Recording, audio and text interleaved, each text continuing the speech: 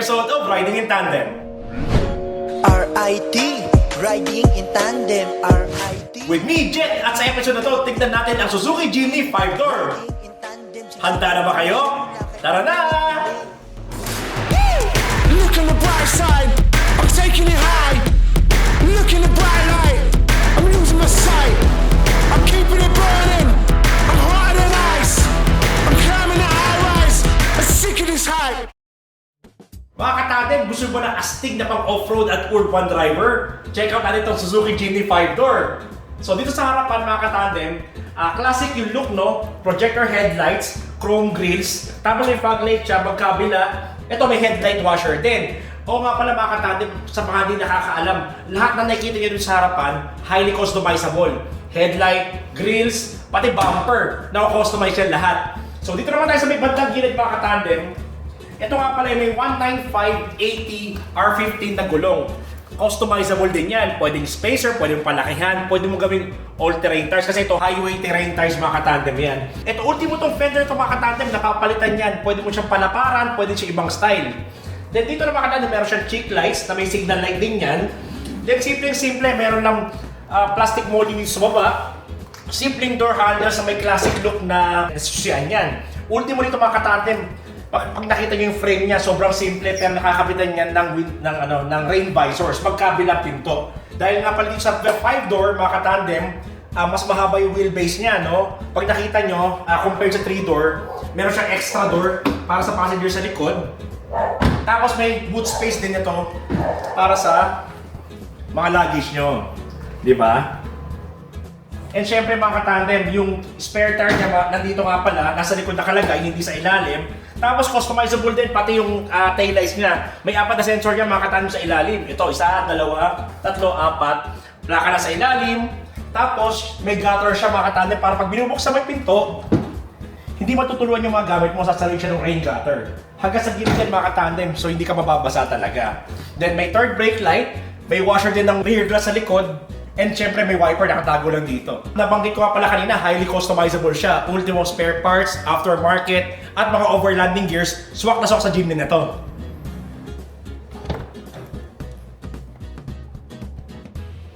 Dito nga pala tayo sa loob mga katandem, no? Nakita nyo, sobrang simple ng dashboard. Tapos ang nakita ko lang upgrade dito from the previous generation is yung kanyang infotainment system, naka-LCD na siya. Touchscreen, malaki, no? Tapos may Bluetooth na rin. Pero yung kanyang look mga katandem, yung kanyang instrument cluster gauge, ang ilaw niyan amber, pati dito. Sobrang straightforward, out of the box mga katandem, kahit hindi nyo nabasahin yung manual, straightforward yung mga controls. Nandiyan yung mga aircon, yung iyong power windows, hill descent assist, traction control. Meron din nga pala siya mga katandem na cruise control na pwede mong iset yung speed. Tapos sa kaliwa, nandiyan yung controls ng iyong infotainment system at saka ng mga calls. Then simple mga katandem, may adjustment din ng level ng headlight. Then dito mga katandem, maliban sa park, reverse, neutral, and drive, meron siyang second gear and low gear. Tapos meron siyang 2H, 4H, 4 low na pang change ng iyong 4-wheel drive setting. Ang kanyang handbrake mga katandem, manual pa rin. Andiyan yung pang lock mo ng windows, pababa mo ng mga windows sa likod. Then dito, nilagyan din nila ng charger na USB na Type A. Pero kung gusto mo ng Type C, pwede ka maglagay ng another charger dito na may 12-volt lighter socket. Good day mga katandem! So another test drive session this time with Suzuki Jimny 5-door. To give you a brief background mga katandem, first generation ng Jimny was released back in way back 1970s pa, no? And yung second generation, released nila after 11 years, 81. And then matagal na sundan, 1998, as far as I know, 1998 sinundan nito ng third generation na tumakbo na nag-span ng 20 years bago nila sinundan ng pinaka-latest gen, which is the 4th gen itong Jimny na dinadag natin ngayon, no? So, ano ba pinagkaiba niya sa 3-door version? So, the 5-door version nasa longer wheelbase. Syempre, meron na siyang may backseat pa rin siya na pwede kang mag-upo ng 3 adults plus may luggage space ka. Ito kasi ang tinaguri ang toys for the big boys kasi mga katandem, sobrang customizable ang Jimny, no? Marami siya accessories, marami siya aftermarket, from suspension, tires, lift kits, overlanding gears, and etc. mga katandem. Isang pinakaunang accessories na bibiling ko rito maliban sa mags mga katandem is roof rack kasi knowing na medyo maliit lang ang boot space ito, lalo na dun sa mga campers natin na mga katandem dyan na mahilig mag-camping from time to time, maganda talaga install natin siya ng roof rack para yung mga gamit natin doon na lang natin ilalagay sa taas. Okay. So, specs wise naman mga katandem, this has a 1.5 liter naturally aspirated engine that puts out 101 horsepower and 130 newton meters of torque. So 1.5 liter lang siya, naturally aspirated, pero 4-wheel drive siya mga katandem. Pero don't be fooled, napaka-capable na off-roader mga katandem ang Suzuki Jimny. Paano natin malalaman? Samahan nyo ako, dali natin siya sa Tanay Rizal. Mag-camping tayo kasama ang Suzuki Jimny and mag-slight river crossing tayo and tignan natin ang capability niya sa off-road. Ayun na nga mga katandem, just would like to add, no, nasabi ko nina, ang dami tumatangkilik ng Jimny. Tignan nyo to, may sinusundan kaming Jimny. Nandito kami ngayon sa Marilake. So yun, pakita natin si Jimny na puti ni sir. So shout out sa iyo sir. Kung kasabay ka man namin mag-camping, kita-kita lang tayo doon. So mga katandem, no, dito na tayo sa Tanay Rizal, Santa Ines Road. Medyo may pagka-rough road lang dito mga katandem, no. So ito, nasubukan na natin, no. Stable siya. Madali siyang i-maneuver sa mga rough road mga katandem. Kahit medyo loaded kami, yung suspension niya malambot. Siyempre normal yan pagka medyo may mga uneven medyo mag-sway ka side to side, pero kayang-kaya mga katandem. Wala yung feeling or yung sensation na parang tataob siya. Kayang-kaya naman niya. And actually mga katandem, no, this is running on stock tires pa to, no. According to Waze, 5 kilometers pa siya. So yun, marami na tayong nakitang campsites along the way. Actually first time ko nakapunta rito sa Tanay Rizal and ang ganda pala rito, no. Maraming campsites. Ginagawa pa rin yung mga roads niya. So under development pa siya. Kasi doon sa may bandang taas nung galing kami na Marilaki Highway, cemented naman na. Then after a few kilometers, nagkaroon na ng medyo bato-bato na siya, no. Medyo lang talaga siya, medyo crawl lang talaga siya mga katandem pagka medyo paakyat, no. Pero kayang-kaya niya. Ramdam na ramdam mo na hindi siya nahihirapan eh. Talagang hinihila niya yung sarili niya paakyat. So update namin kayo mamaya. As far as I know mga katandem, meron tayong slight river crossing dito. Kuha natin ang video yun mga katandem, no. Exciting to. Stick around mga katandem. So mga katandem, on to the exciting part, no. So ito yung ating first river cross. No, hindi naman siya kataasan, pero nakakatuwa lang. Oh, di ba? Ang ganda rito. Yan. Kayang-kaya mga katandem. Di ba? Walang kahirap-hirap mga katandem. Kayang-kaya niya. So ito ngayon mga katandem, no, tayo. Naka-off yung traction control and naka-lock differential tayo. We're using 4 low, no? Okay, medyo rough road lang mga katandem. So yan, we're good. So it's another river cross mga katandem, no? So hindi naman din siya kalaliman. Slight lang. Actually medyo malapit-lapit na tayo.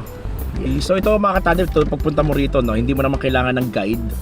Kasi malinaw naman yung tubig, kita mo naman, tsaka hindi naman kalalakihan yung mga bato. Well, may mga parang tanda silang nilagay, no, na hindi naman, makikita mo naman kung sa kadadaan. So ito, wala. May naglalaba pa. Ano naman siya. Okay. Ganda rito. Ito, meron tayo isa. And medyo paahon. Nice. Ganda rito. Okay. We made it to the second river crossing. Yan. Galing ni Jimny. Actually, arriving na tayo sa pupunta natin sa Kamahay River Front. Yan, so ito, another river cross tayo mga katandem. Babaw lang din. Crawling.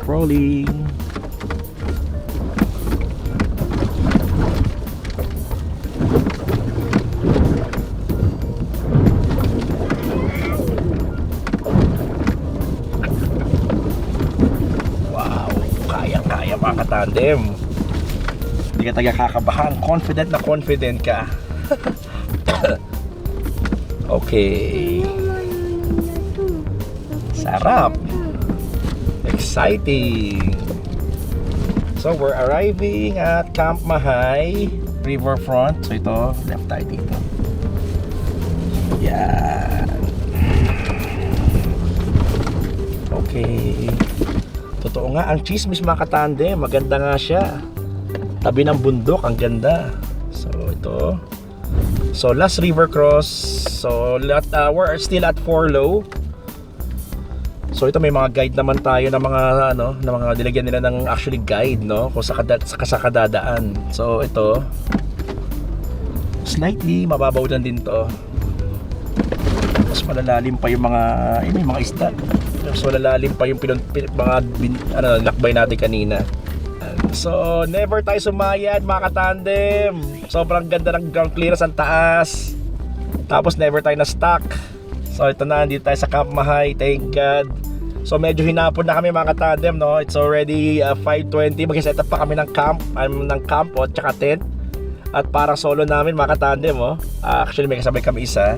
Pipili na lang tayo ng ating campground.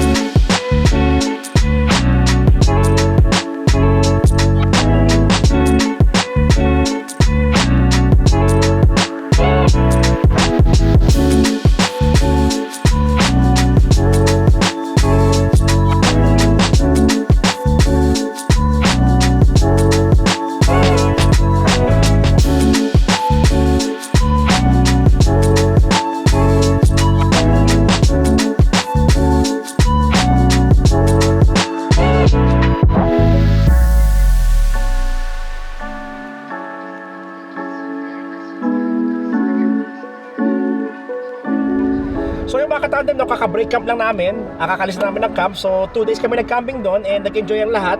Syempre pati mga bata at mga isip bata. Marami akong na-experience dito sa trip na to, no, mga katandem. Aside from the paakyat at mga sigsag, dahil sa Marilaki kami dumaan, andun din yung rough road, andyan din yung river crossing, and then everything paakyat na may mga rocky climb. Grabe, wala kang kakaba-kaba pagka Suzuki Jimny ang gamit mo. So dumako muna tayo sa good and bad. So doon naman tayo sa good. So bibili mo tong Jimny kasi ikaw yung tipo ng tao na mahilig mag-camping, mag-off-road. Lagi ka nasa city, yan. Kasi in one siya mga katandem, napakagandang, napaka-capable na off-roader. At the same time, napakadaling i-drive sa city dahil napakaliit lang niya mga katandem, napaka-compact no size niya. And then, aside from that, highly customizable, maraming pyesa, maraming aftermarket parts, napakatibay na suspension, napakatibay na ladder frame chassis nito mga katandem, so wala ka nakahanapin pa. Aside from that, napakalaki na community ng Jimny, no, mga katandem. So yun, mga plus. Actually, sa bad naman tayo mga katandem, ang nakikita ko lang bad dito, dalawa lang. Which is ano naman, para sa akin, subjective din. And kaya naman solusyonan. Unang-una, luggage space. Kasi medyo masaliit niya sa pagka-compact niya.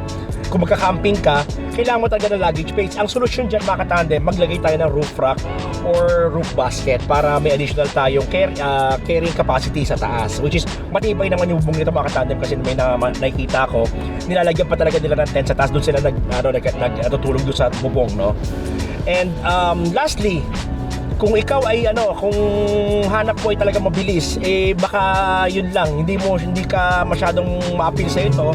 Pero for me, kaya tumakbo ng 100, 120 mga katandem. So, ang sa akin naman, if you're driving within the city at saka hindi ka naman nagmamadali, tamang-tama lang yung power ng engine nito and kaya naman sa expressway. So, para sa akin, subjective tayo pagdating sa speed na yan, no, mga katandem. Maraming salamat nga pala sa Suzuki Philippines sa pagpapahiram sa amin ng Suzuki Jimny 5-door. And syempre, sa napakagandang Mahay Riverfront Camp sa pag-accommodate sa amin.